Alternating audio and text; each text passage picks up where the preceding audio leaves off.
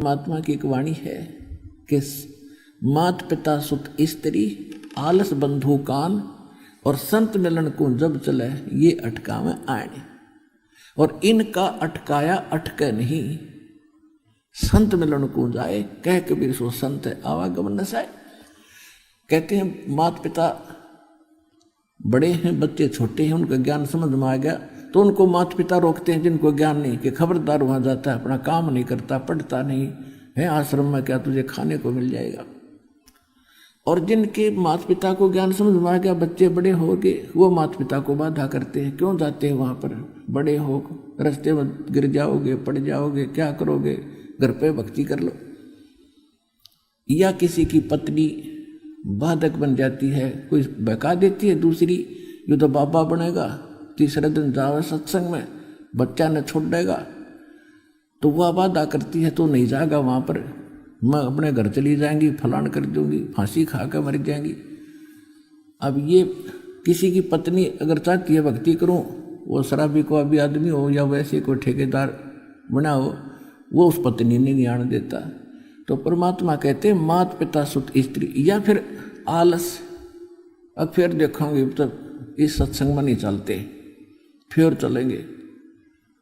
तो ये आलस भी जीव का दुश्मन होता है। परमात्मा ने प्रेरणा दी, चलते कहते हैं काल करे सो आज करे, आज करे सो अब, और पल में प्रलय हो जाएगी, फिर कराएंगे कब। और चौथा फिर बताया कि बंधु कान लोक लाज, लोक लाज के कारण भी हम दूर रह जाते हैं। क्या देखते हैं, कई भक्त शुरू में आते थे हमारे पास, कोई लेकर आता था अपने मित्र प्यारे रिश्तेदार को, अब वो आते ही दंडवत करता और वो नो का नो खड़ा ऊंट सा, वो देखा ये क्या बकवाद कर रहे हैं, क्यों वो चौधरी साहब है, उसने शर्मा प्रणाम करते आना। तो वो फिर घर जाकर कहे तो भाई निकम्मे आदमी जानते, सीधे पड़े लंबे पड़ते हैं, ये तो वहाँ ऐसे लौटते हैं, 20 जगह वो बकवाद करे, फिर उसकी मजाक करें सब भगत की कि तुम तो मुसलमान बन गए, तुम वहाँ ऐसा करते हो। तो वो लोक लाज के कारण यदि उनकी बातों में आके और वो भगत डगमग हो जाता है तो वो भगत गया काम तय। तो परमात्मा कहते हैं इस लोक लाज से भी जो नहीं हिचकता और अपने उद्देश्य को नहीं छोड़ता, उसके विषय में कहते हैं कुल करनी के कारण है। कुल की करनी उनकी मर्यादाओं का निर्वाह करते करते और उसकी लोक लाज में हंसा गया बिगो, यानी भक्ति छोड़ गया तो उसका तो नाश हो गया। बिगो माने नाश हो गया, डूब गया, भक्तिहीन हो गया। और तब वो कुल के कर लेगा जब तू 4 पाया का हो, जब गधा बन के, भैंस बन के, गाय बन के बंधेगा, खुटेगा, तब वो कुल के सहारा देगा तेरे को।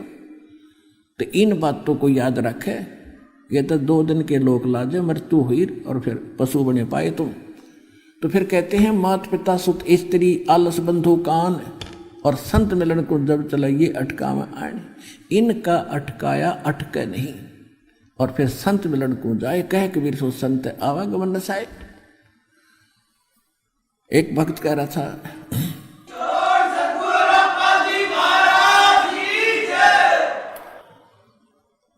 बहुत प्रकार के भक्तों के साथ ये संघर्ष से गुजरना पड़ता है। कई बहनें भी ऐसी होती हैं, उनका पति कहता है कि तू आश्रम में गई और मैं मरूंगा गोली खा के। बता कोई बात हुई मूर्ख की, भाई तुझे क्या बाधा है, क्या दिक्कत लगती है इसके वहाँ जाने में। कम से कम आप साथ आओ, नाम बेशक ना लो, आप साथ आओ और देखो यहाँ के वातावरण को, अच्छा लगे तो आगे आप भी आओ और उनको भी आने दो। नहीं उस बेटी को बच्ची को रोक के पाप का भागी बनता है व्यक्ति, उसके बाधक बन के। इसी प्रकार कोई बहन है, वो भी आट अड़ा देती है कि भगत बताते हैं मेरी धर्मपत्नी भगतमती बहुत बाधा करती है, कहती है सत्संग में जाएगा तो बच्चों को लेकर मैं अपने मायके चली जाऊंगी, बड़ी छुप छुप के आता हूँ, दया करो। तो ये इस तरह की बाधाएं काल ने पैदा कर रखी है कि भक्ति ना करे और कितना धक्के खा ले और कुछ भी अच्छा बुरा करे, कोई नहीं कहेगा क्यों कर रहा है। तो उसके लिए कहते हैं लोक लाज मर्याद जगत की, और कहते हैं तरण जो तोड़ बगावे, जब कोई राम भगत गत पावे। लोक लाज ना कीजिए निर्भय हो रही है, और ये मन संतों दीजिए तो गोविंद पाइए। कहते हैं अब जैसे मीराबाई को भी यही इन्हीं बाधाओं का सामना करना पड़ा था, लेकिन तोड़गी सब जंजीरों को। आज उस बहन का नाम उन महापुरुषों में, पुण्यात्माओं में सबकी जुबान पर है। और यदि वो लोक लाज में आके और मर्यादाहीन और भक्तिहीन हो जाती तो कोई ना याद करता कि कितनी बहन मरे।